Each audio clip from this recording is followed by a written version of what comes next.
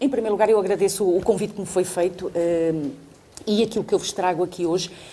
Aliás, hesitei muito sobre o que falar, porque sei, à partida, que todos aqueles que estamos aqui são pessoas que refletem e que se preocupam com estas questões. Portanto, comecei por fazer, ou por procurar fazer, esta questão, o tema da nossa sessão de hoje, que tem a ver com a carga de trabalho do estudante. Tentei fazer retrospectivamente um percurso, desde os primeiros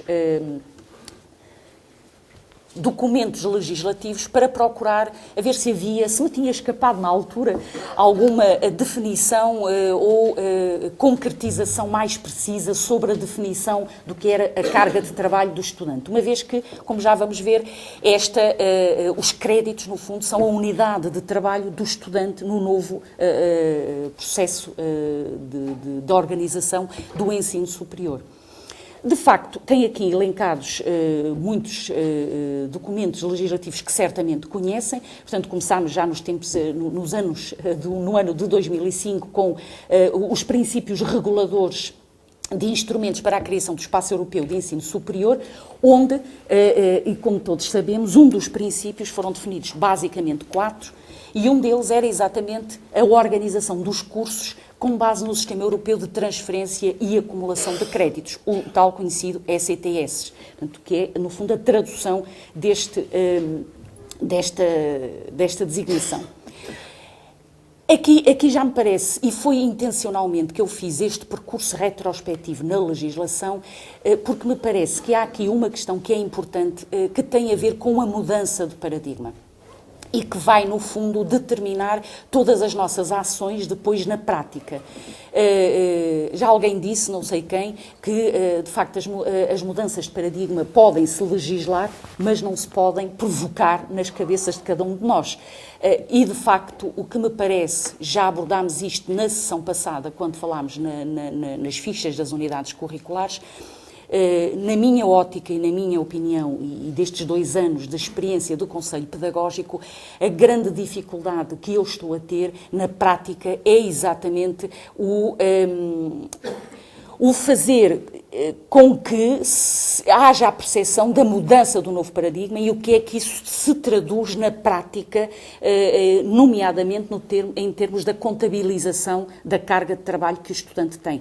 Este é que é, na minha ótica, o grande desafio. E esse eu não tenho soluções, porque, conforme eu disse, de facto, os paradigmas podem-se decretar a sua mudança, como de facto todos estes decretos-leis o referem, mudança de paradigma, portanto, a focalização no estudante, o estudante desempenha o papel principal, deixa-se de focalizar na tal aquisição de conhecimentos para se passar a focalizar nas learning outcomes e na aquisição de competências, mas como traduzir isso na prática em ações da função docente que levem, de facto, à operacionalização desse paradigma, e a contabilização do esforço do estudante é uma dessas práticas. Isso é que me parece, na minha ótica, bastante mais complicado de conseguir. Já vamos ver alguns vícios que eu tenho detectado, e que são gerais, porque eu tenho falado com outros colegas de outras faculdades, no preenchimento da parte das componentes de avaliação. Como é que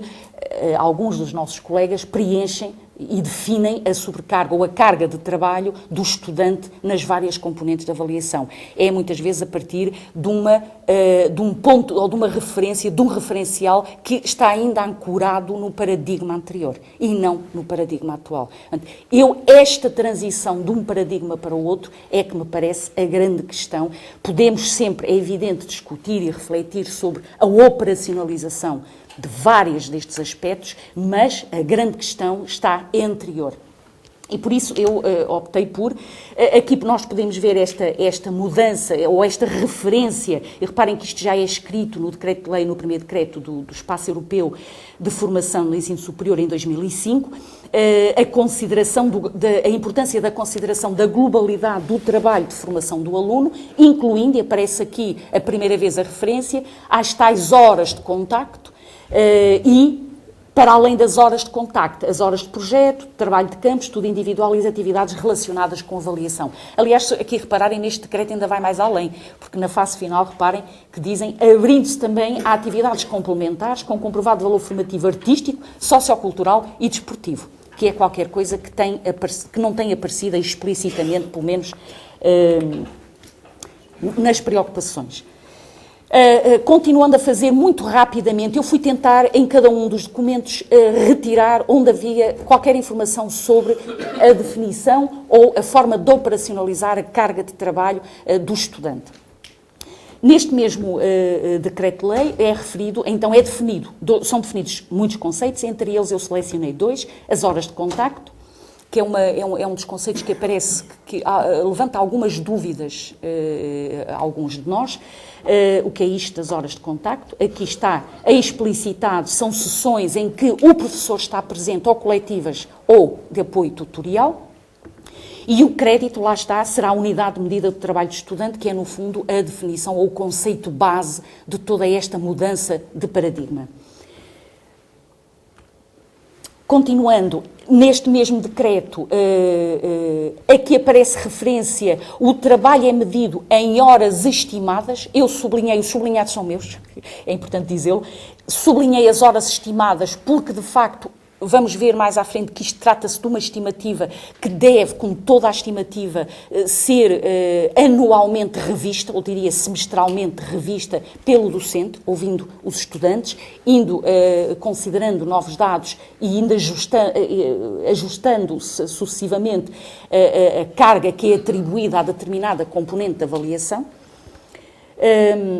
Mais uma vez a referência a quais são as horas de trabalho, as horas de contacto e as outras horas dedicadas a trabalho autónomo do estudante. Não adianta muito, portanto, relativamente a estes conceitos que já anteriormente tinham sido referidos. Neste regulamento, este já é um regulamento que já foi aprovado na secção permanente do Senado da nossa Universidade e que depois foi posteriormente publicado. Aqui já aparece mais especificadamente, nomeadamente nas alíneas B, C e D, todo o tipo de horas que podem ser contabilizadas para esta contagem do trabalho do estudante, portanto, para além das horas de contacto que vêm previstas na alínea A, as horas dedicadas a estágios, projetos, trabalhos no terreno e outras atividades, sem contacto, este bold também é meu, o número de horas de estudo dedicado pelo estudante ao estudo daquela unidade curricular e as horas de estudo dedicadas à preparação e realização da avaliação. Na minha ótica, isto é muito mais fácil de dizer e de compreender do que depois de operacionalizar na prática. E especialmente operacionalizar já de acordo com o tal paradigma do foco do ensino e do processo de ensino-aprendizagem no estudante. Aqui aparece um dado que me parece importante, continua a ser no tal regulamento que foi aprovado na secção permanente do Senado, em que aparece referência que as horas de contacto têm que estar compreendidas entre 1/3 e 40% das horas de trabalho previstas para uma certa unidade curricular. Aliás, este artigo aqui deu aso a um comunicado da senhora vice-reitora no sentido de chamar a atenção para os diretores de curso de que tinham sido detectadas algumas incongruências neste cálculo das horas de contacto. Ou seja, havia, por exemplo, como aqui diz, a título de exemplo, uma unidade curricular que tenha, eu se calhar vou utilizar a segunda porque tem menos créditos, tem menos ECTS, que tenha 5 ECTS, o que corresponde a 135, se multiplicarmos, portanto, os 5 por 27 horas, corresponde a 135 horas de trabalho total, não poderá definir-se um total de 10 horas de contacto, pois tal significa apenas 7% do tempo total de trabalho. Digamos assim, esta é uma das poucas regulamentações que aparecem relativamente a este cálculo das horas de trabalho para cada uma das componentes de avaliação, mas que é um cálculo que é importante considerar. Portanto, 1/3 e 40% do número total de créditos da unidade curricular. Posteriormente, a lei de 2005 ainda, da Lei de Bases do Sistema Educativo, vem de novo reforçar, e não vou repetir, mas vem praticamente repetir o que já tinha sido considerado nos documentos anteriores. Portanto, não acrescenta nada de novo e penso ter feito uma pesquisa apurada de todos estes documentos, procurando encontrar algumas pistas, como é que se calcula, como é que se deve, como é que se pode calcular a carga de trabalho a que um aluno está sujeito numa unidade curricular. Na prática, nós temos todos, como sabemos, funcionamos com um sistema de informação que, vocês aqui é CIFEUP, não é? Nós os outros somos, é o Cigarra, como dizia hoje uma estudante minha, a Cigarra, pois era uma estudante Erasmus e, portanto, ela falava na Cigarra. Temos o Cigarra e há, de facto, nessa ficha de unidade curricular, e agora relacionando com a nossa sessão da semana passada, o preenchimento de uma ficha de unidade curricular, há um passo 3 que tem exatamente a ver com a edição das componentes de avaliação e a ocupação, no fundo, o trabalho, o tempo de trabalho. É, digamos aqui, o espaço, o campo da unidade curricular onde nós devemos, enfim, refletir e pensar esta questão da carga de trabalho.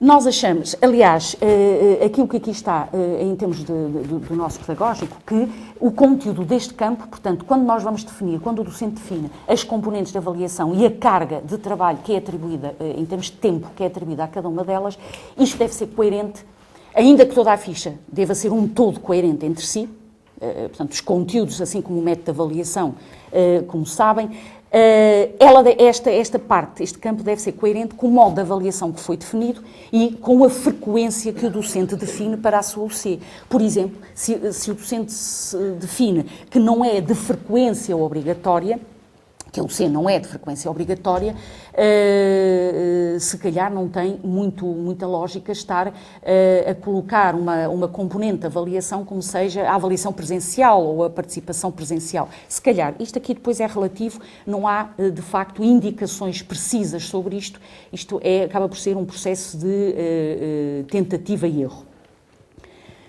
Mas vamos ver quais são as componentes, e aqui já vamos entrar numa área que eu acho que merece ainda muito trabalho por parte de quem uniformiza estas questões. Quais são as componentes de avaliação, porque nós temos que partir daí para saber que tempos lhe atribuímos. Não é? Portanto, os tempos não são atribuídos como os tais vícios que eu vos falava há um pouco, posso-vos já dizer, é o que é que se faz. A unidade curricular tem, por exemplo, 4 ECTS, multiplico por 27 dá X, e depois vou subtraindo e o que restar eu atribuo, enfim, faço ali um cálculo meramente matemático. Estes são os vícios que eu acho que nós devemos, de facto, evitar. Eu acho que não são só de alguns, se calhar são um bocado de todos, porque nós estamos todos a experimentar e a lidar pela primeira vez com esta questão, que volto a salientar, ela é uma questão de fundo, não é uma mera questão de cálculo de horas, é uma questão de mudança, de facto, de paradigma e de pensar nas coisas de uma outra forma. Portanto, é natural que tenhamos estas dificuldades. Mas no Cigarra e no CIFEUP estão previstas estas componentes de avaliação. De facto, apercebi-me nesta pesquisa que fiz que no CIFEUP não está considerada a avaliação, porque de facto a avaliação não é uma componente em si da avaliação, são componentes de avaliação. No CIFEUP eliminou-se a avaliação como componente de avaliação, porque a avaliação é o exercício, é o teste, é o exame, etc, etc. Nós no Cigarra ainda temos uma componente chamada avaliação.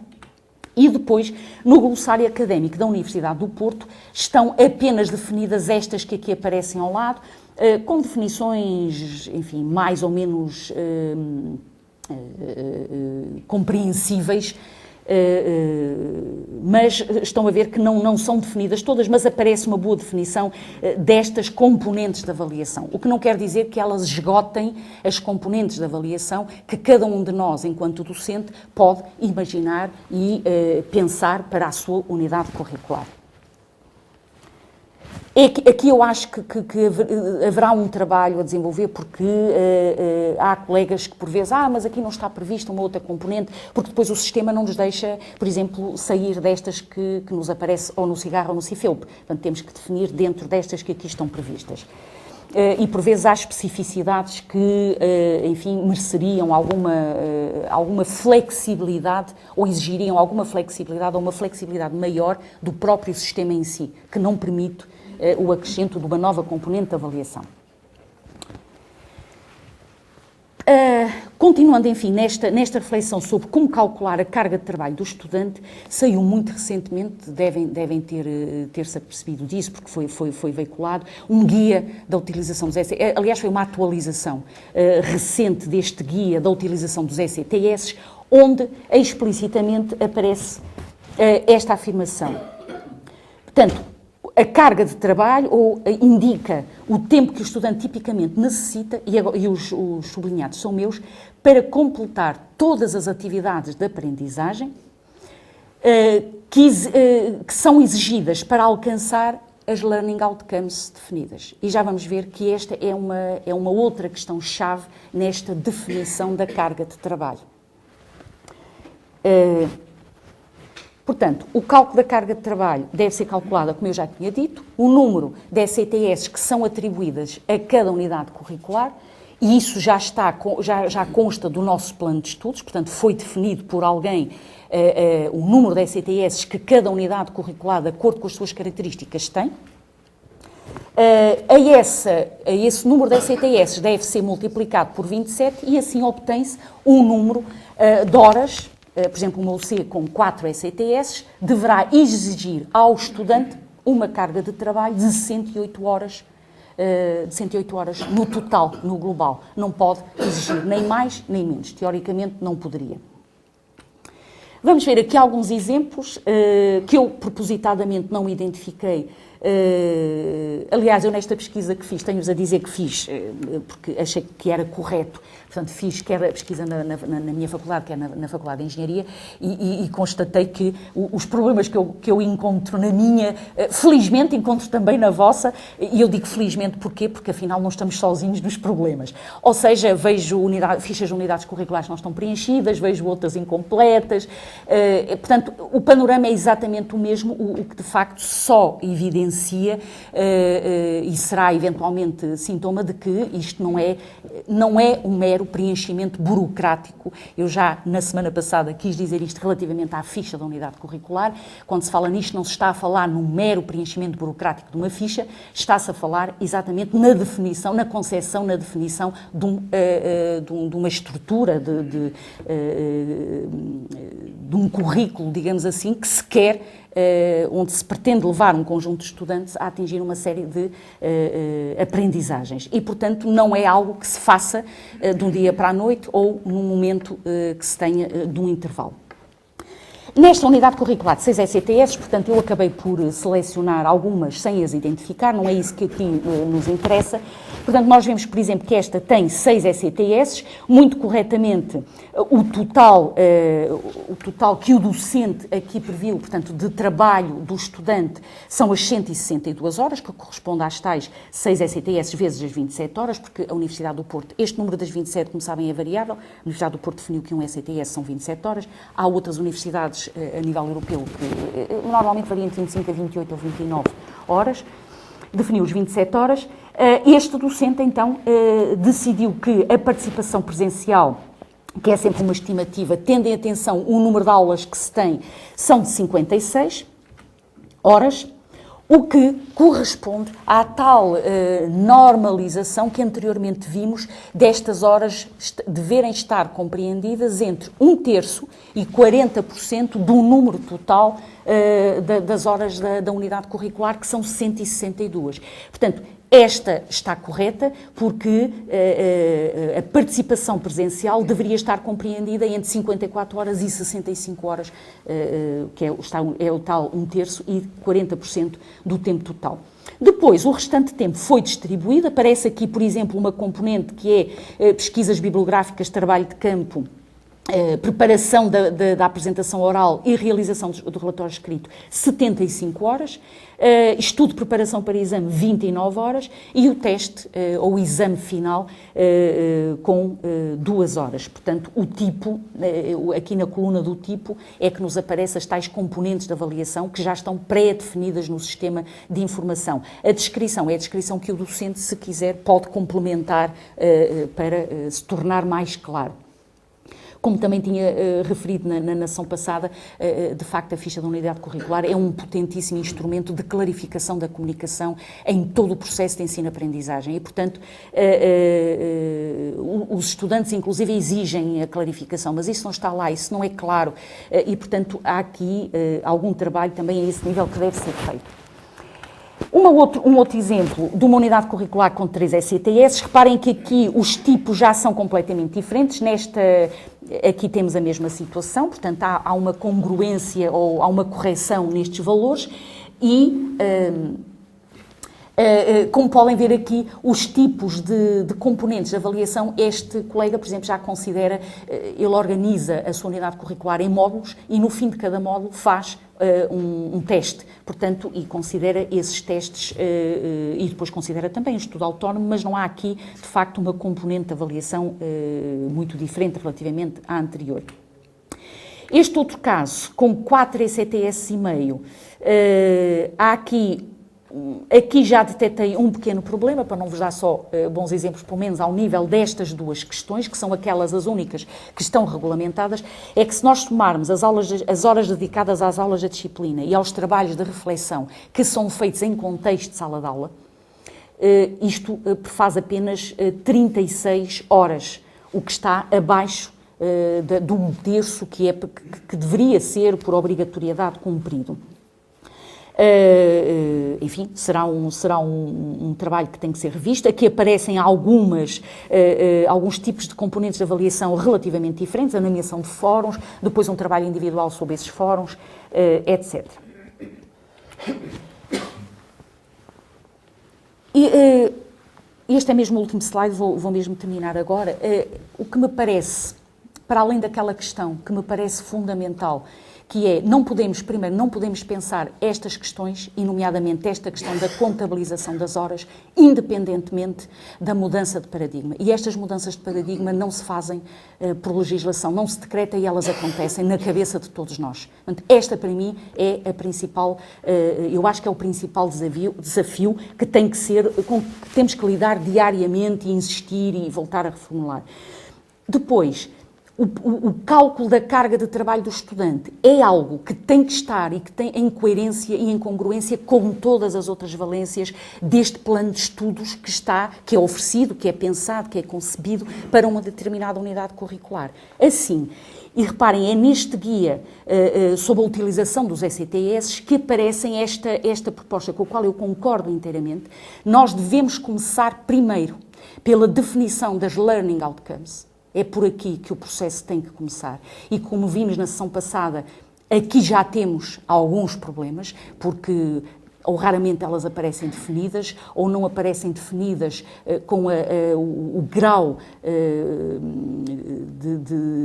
de concreto que deveriam ser.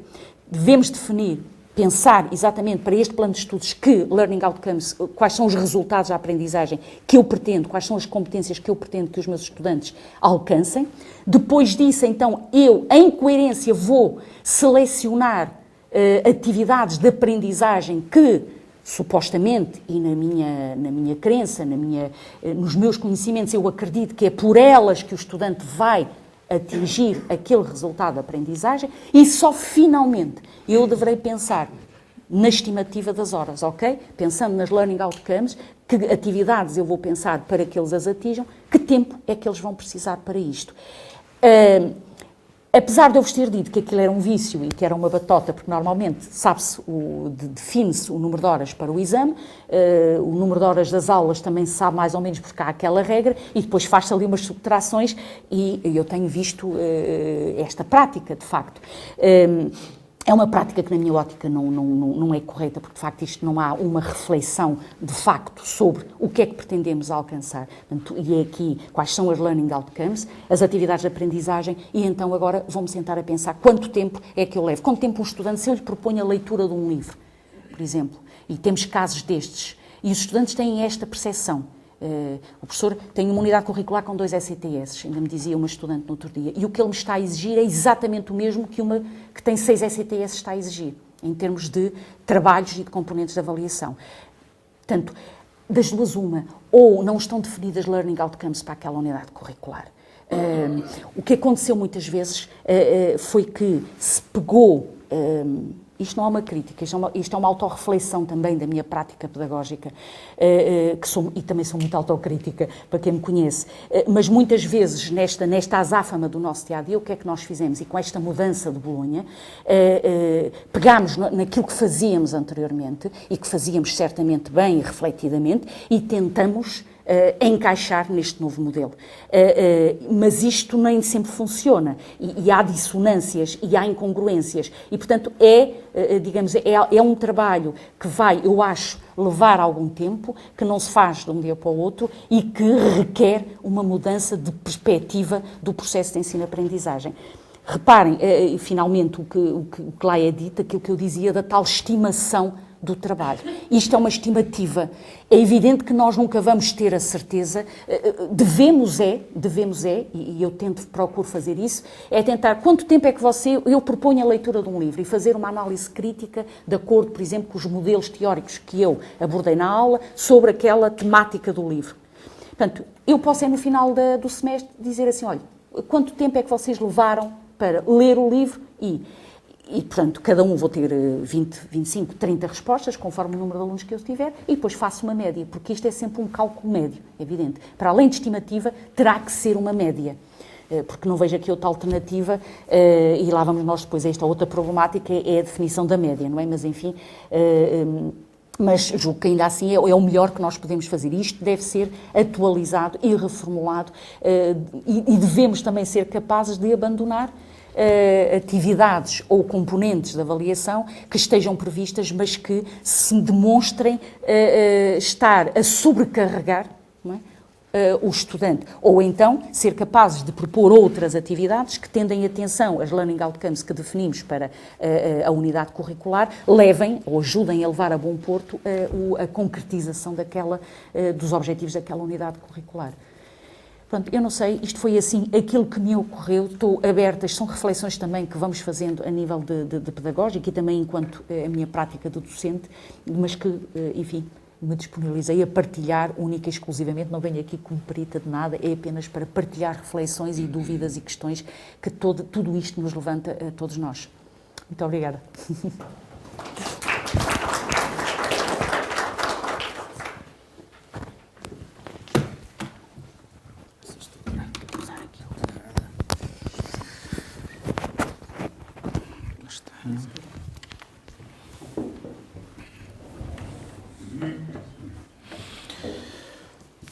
Ora então, muito boa tarde. Eu não sei se hoje mereço o lanche que comi há pouco, portanto, porque de facto o que tenho a dizer penso que é muito pouco.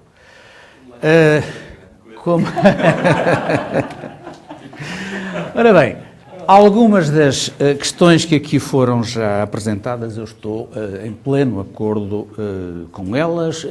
Destaco a necessidade da coerência entre os métodos propostos, enfim, as atividades propostas para determinada unidade curricular e os objetivos a atingir, os learning outcomes, com certeza absoluta. E se não houver essa coerência, obviamente há trabalho desperdiçado ou, por excesso ou por defeito, há aí algum desajuste. Bem, já foi feito o enquadramento legislativo suficiente, mais do que suficiente, exaustivo, e, portanto, este slide penso que não traz nada de novo.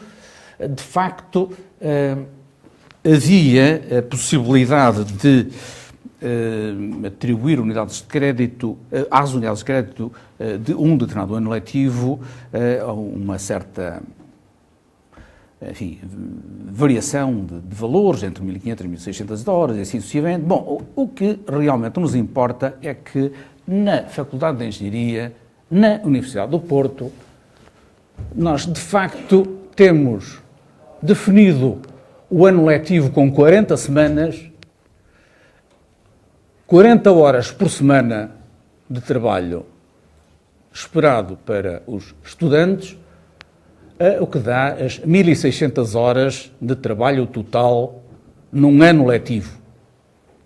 E esse ano letivo tem 60 unidades de crédito, daí aparecer ali aquele valor 27, em boa verdade deveria ser 26,66666, o que não fazia sentido algum, porque obviamente estamos a falar de estimativas de tempo de trabalho. Ora bom, já todos neste momento temos a certeza, depois do que ouvimos, que está em causa o trabalho do estudante e está em causa todo o trabalho do estudante, nas aulas, fora das aulas, em estudo, a realizar todas as atividades que necessitar de realizar dentro da unidade curricular. Ora bem, então, isto não avança porquê? Está aqui. Portanto, é tudo. Eu não sei se as parcelas que foram exibidas há bocado, estas esgotam a totalidade das atividades, mas realmente estão em causa as aulas, os trabalhos realizados durante as aulas, realizados fora das aulas, propostos pelos docentes, aqueles que são realizados pelos estudantes por sua própria iniciativa, trabalhos de preparação para a prova, realização de exames, testes, relatórios, enfim, tudo tem que estar incluído na contabilização do trabalho total do estudante.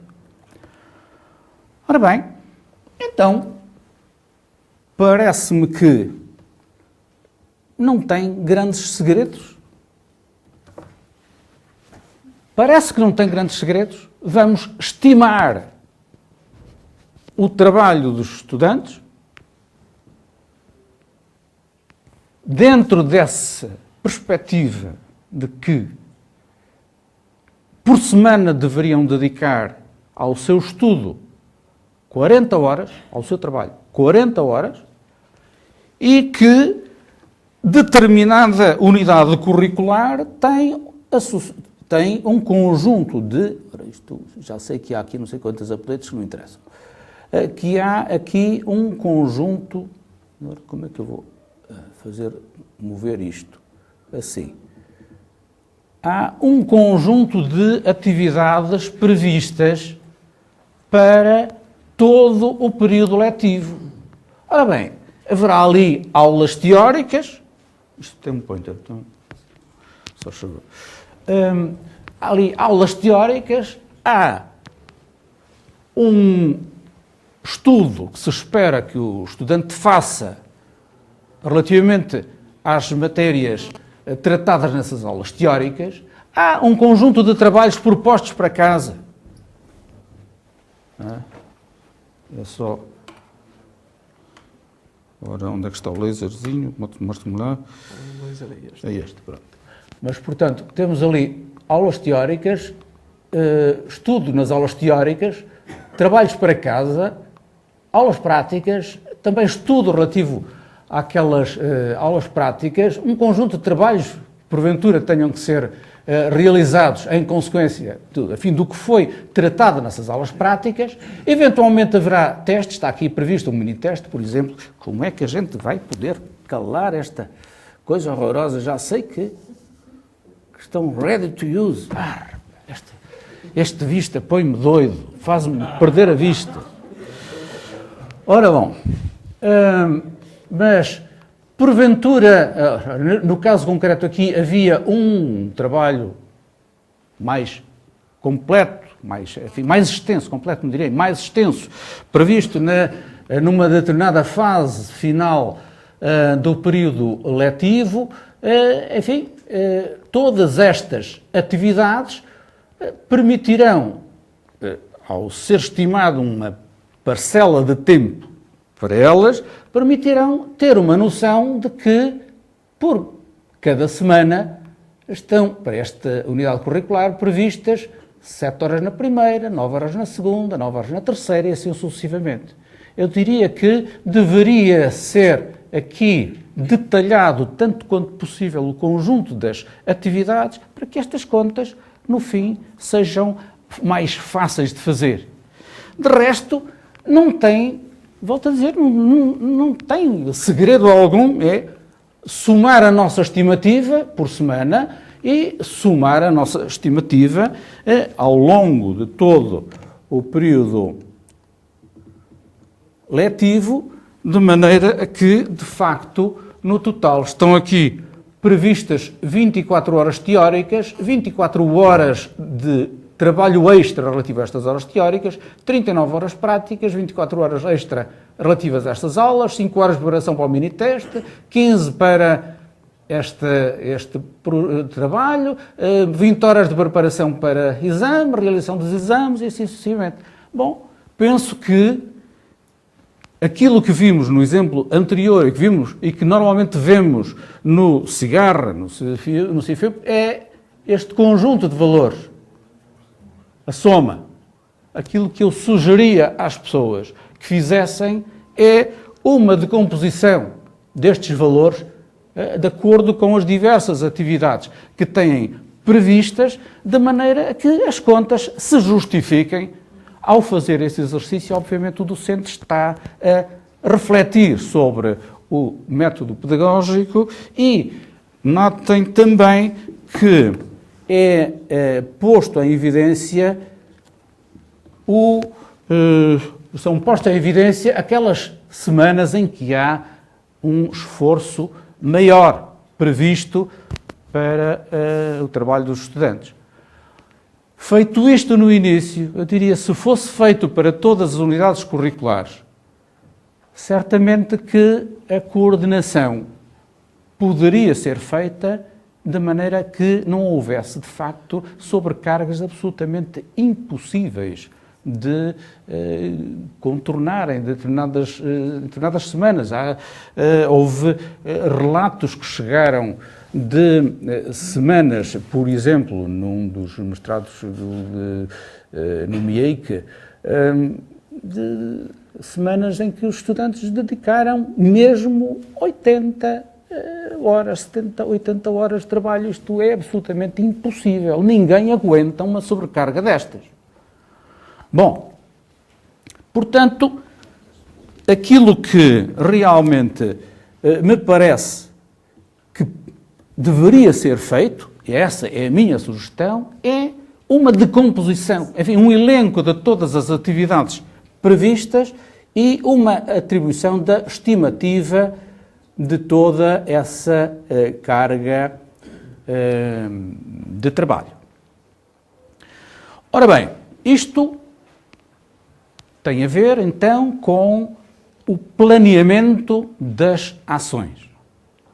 Foi dito aqui há pouco que se tratava de uma estimativa, eu insisto nessa ideia, de facto é uma estimativa, é a estimativa do docente em relação a essa carga. Foi dito também que, por exemplo, o número de aulas teóricas, atenção, que tem que estar em determinados limites. Bom, de facto, foi legislado nesse sentido. Eu estive presente nas sessões que levaram ao aparecimento dessa legislação. É óbvio que tem que haver exceções. E está previsto também nessa legislação que, se acontecer numa determinada unidade curricular, esta contenção do valor das aulas teóricas dentro de determinados limites, se isso não... Aulas teóricas não.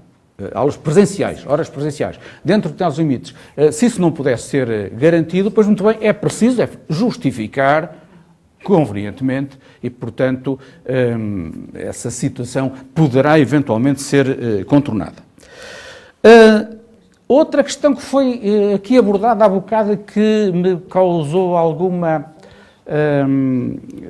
reflexão, tem a ver com a possibilidade de algumas aulas não serem consideradas obrigatórias, não é? Portanto, haver aulas de frequência não obrigatória. Ora bom, eu acho que isso deveria ser tendencialmente reduzido a zero.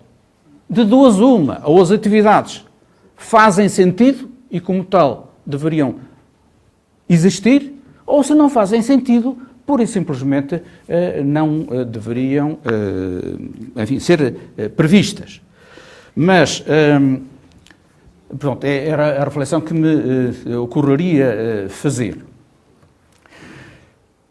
Põe-se a questão de, depois da estimativa, de facto, aquilo que se pratica é ou não é consistente com essa estimativa. Vale a pena olhar um primeiro teste que fizemos com os resultados das respostas ao inquérito pedagógico em 2006-2007, segundo semestre. Espera-se que venha a ser feito por rotina um trabalho semelhante, porque parece-me que é relativamente fácil de fazer e penso que é útil. Ora bom, nos inquéritos pedagógicos, no fundo, aquilo que nós colocamos como perguntas aos alunos é: digam lá, esta disciplina, esta unidade curricular deu mais trabalho ou deu menos que aquela? E queríamos perguntar só isto: esta deu mais trabalho ou deu menos que aquela? Só que nos inquéritos, há aqui peritos nisso, não se deve fazer uma só pergunta, não é? Se realmente nós queremos uma unidade, uma escala de medida com alguma credibilidade, temos que fazer pelo menos várias perguntas, e a nossa opção foi colocar duas. De facto, há uma pergunta direta sobre qual o volume de trabalho, ou antes, esta disciplina, esta unidade curricular, dá mais trabalho ou dá menos do que aquela? Outra pergunta é feita: então, e o grau de dificuldade desta disciplina comparada com as outras? Reparem, as CTS já em princípio não andam diretamente relacionados com o grau de dificuldade. Não andam. São unidades de medida do esforço do estudante. Mas indiretamente andam. Seria de esperar que o volume de trabalho solicitado ao estudante fosse, de algum modo, proporcional à complexidade do assunto. Estar para um assunto muito fácil a exigir horas e horas de trabalho parece um exagero. Ora bom, então fizemos essas duas perguntas, olhamos as respostas e, a coerência das respostas, se quiserem, isto pode ser visto com mais detalhe, mas aquilo que, eu queria avançar isto de um modo mais rápido. Aquilo que conseguimos chegar foi, para as várias unidades curriculares desse semestre, a uma comparação, agora na mesma escala, a uma comparação entre o número de unidades de crédito que consta oficialmente da ficha da unidade curricular, é o que está a azul, o número de CTS oficial, e a medida do esforço que conseguimos fazer, na mesma escala, que conseguimos fazer com base na observação das respostas dos estudantes a essas duas perguntas. Ora bom, isto tem uma margem de erro? Tem, com certeza, depende também e muito do número de respostas a esse inquérito, como veem aquele intervalo de confiança aí em determinados casos até é bastante grande. Haverá para a maioria das unidades curriculares uma certa aproximação, mas há, de facto, alguns valores que não estão, de modo algum, em concordância. Por exemplo, vejamos este caso do MEI, Mestrado Integrado em Ambiente. Exato. Ora bom, reparem que temos aqui, de facto, uma unidade curricular, outra e outra, em que o número de unidades de crédito atribuído foi 6, deveriam ter sido dedicadas as tais 162 horas que vimos há pouco, mas o que dizem os estudantes é que para esta lhes foi pedido ou não necessitaram de um esforço superior ao que corresponderia a cerca de 4 unidades de crédito. Aqui acontece o contrário. Ora bem, talvez possamos olhar um bocadinho mais. Portanto, num caso, nós temos onde é que está aqui o valor mais elevado, é aqui, salvo erro, não é? 1,7 a diferença. Portanto, de facto, 6 era o número de unidades de crédito oficialmente atribuído à unidade curricular, 7,7 a estimativa dos estudantes. Bom, nas ferramentas de decisão ambiental. Então, de duas uma. Ou estamos nessa unidade curricular a pedir demais em esforço, ou se de facto é preciso tanto esforço para, naquela unidade curricular, atingir os objetivos com o grau de profundidade esperado, então se calhar o melhor é, no plano de estudos, aumentar o número de unidades de crédito. Mas pode acontecer que não seja assim. Pode acontecer que, de facto, por distração ou por menor esforço de reflexão por parte da equipa docente, esteja nesta unidade curricular a exagerar-se o volume de trabalho que está a ser pedido aos estudantes. Bom, aqui, por exemplo, destacam-se também 2, 3, 4 unidades curriculares em todo um plano de estudos. Enfim, é quase nada, na maioria bate certo. Mesma coisa. Enfim, percorrendo os vários cursos, nós podemos, eventualmente, detectar essas diferenças. Bom, e perante essas diferenças, agora já, como é que eu vou conseguir ver? É que eu nem vejo isto. Alto, parece-me que é este. Perante estas diferenças, eu diria que há algumas perguntas, já falamos, ou já falei há bocadinho sobre que correções é que devem ser feitas. Será que o workload está a ser exagerado?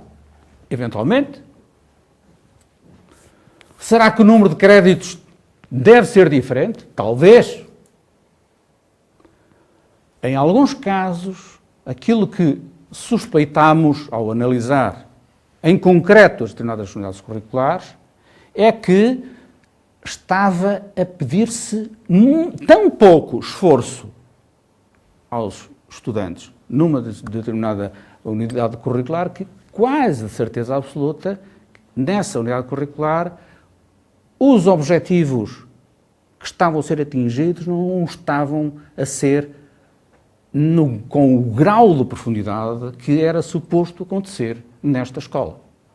E, portanto, são reflexões dessas que me parece que precisam de ser feitas e, enfim, o ajuste consequente.